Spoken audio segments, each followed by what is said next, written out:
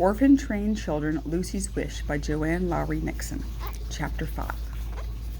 The train quickly left behind the cluttered streets and cramped buildings of the city, and soon there were wonderful things to see from the train's wide windows.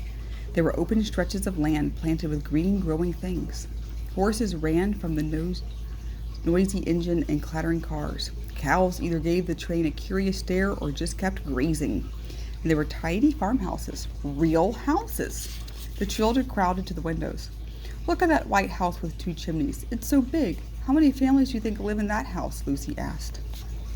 "Just one family," a boy named Eddie said. "Those houses are for rich folks." As they passed a farmhouse, a woman put down the broom she'd been using to sweep her front stoop and waved at the children. Lucy eagerly waved back. Soon she might find herself living in a house like that one. Her new mother would be as friendly as that woman, and inside the house would be a smiling father, and best of all, a little sister. The days on the train seemed very long, even though Miss Kelly told stories and sang to the children. They ate bread and cheese and apples, which Miss Kelly pulled from a large basket, and they drank fresh milk, which Miss Kelly bought at some of the depots where the train stopped. But the seats on the train were hard, and the passenger car rocked and wobbled. The worst part was at night when the lights were turned low. That was when Lucy was the loneliest. One night, a few of the girls who were still awake whispered about the families who might want them. "At the orphan asylum, we had to work or study every minute," Aggie Vaughn said. "We had just half an hour to go outside. That was the only time we were allowed to talk to each other." Jessie K. Lester was shocked. "You could only talk for half an hour a day?" Virginia giggled. "Can you imagine Jessie not talking all day long?" Aggie didn't smile. "Maybe the people who take us in will make us work just as hard as they did at the asylum." There was silence for a moment. Then Daisy said, "They'll be our new parents. We'll have to do whatever they tell us to do." There was a hard knot in Lucy's stomach. She clung tightly to Baby. Their new parents would be good to them, wouldn't they? No one had anything else to say. Daisy rested her head on Lucy's shoulder, and Lucy used Baby as a pillow. "I wish for someone to love me. I wish for someone to love me," Lucy repeated until the words slid away into dreams. The next day was the 4th day of their journey. As soon as everyone had eaten breakfast, Miss Kelly told the children the train's first stop would be that very day in Harwood, Missouri. Miss Kelly's announcement made Lucy terribly nervous. She tugged at Mrs. Kelly's skirt and asked, "Will you help me find a family?" "Of course I will," said Miss Kelly. Miss Kelly said, hugging her tightly. But Lucy knew there wasn't much Miss Kelly could do. Lucy's wish was her only hope. But would wishing over and over again be enough to make it come true? Before they arrived at Harwood, the train came to a sudden stop. A man jumped from the train, waving a gun. There were men on horseback waiting for him, and they rode away in a hurry. The man had been in their car, but Lucy had hardly even noticed him. The elder boys were excited and talking about Confederate soldiers and robbers and murderers until Lucy became scared all over again. Was this what the West was going to be like?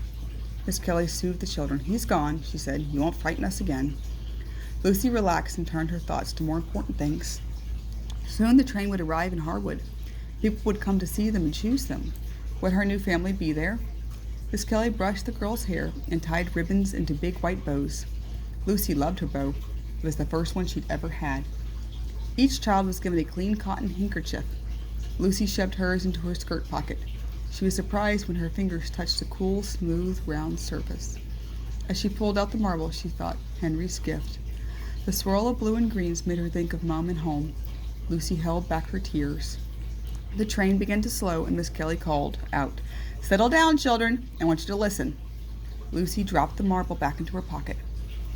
Miss Kelly said, "Children, you're going to discover many fine people who want very much to meet you. Some of you will find new families here." Jessie spoke softly. "What happens if we don't?" Lucy's heart began to thump hard.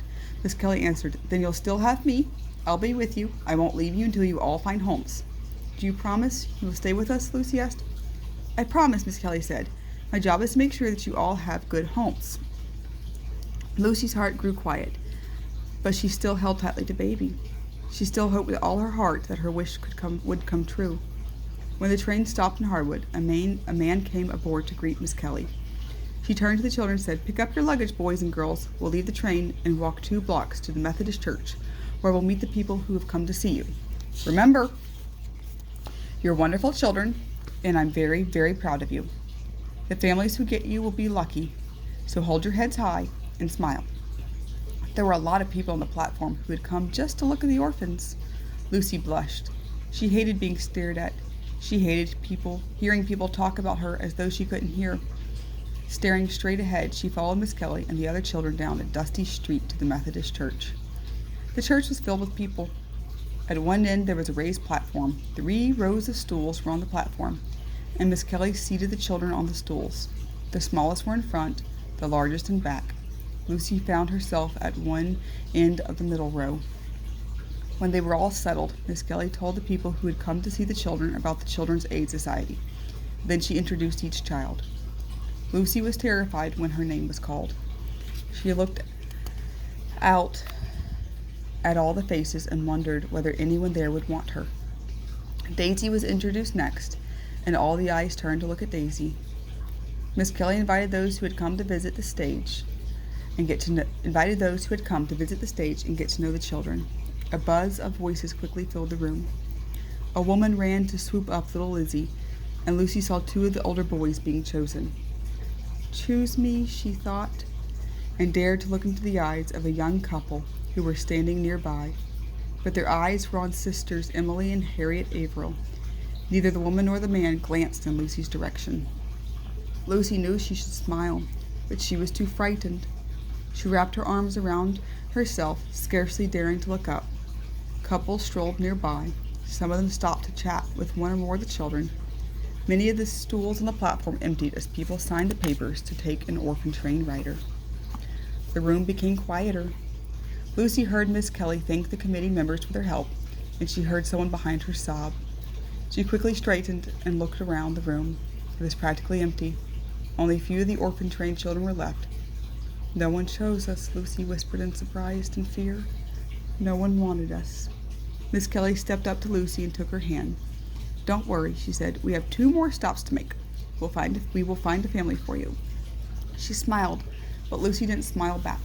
She had never been so scared in her life.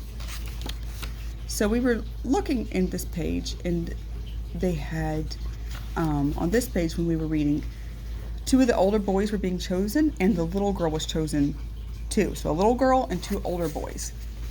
Does that surprise you that that is who was picked first? Why do you think the 2 bigger boys were picked first? If they're going on to farm, what do you think the people that are adopting them are hoping to have with adopting older, bigger boys? And then with the little girl, they snapped up a little girl. Why do you think that it might be easier to place a little girl than it would be a bigger girl?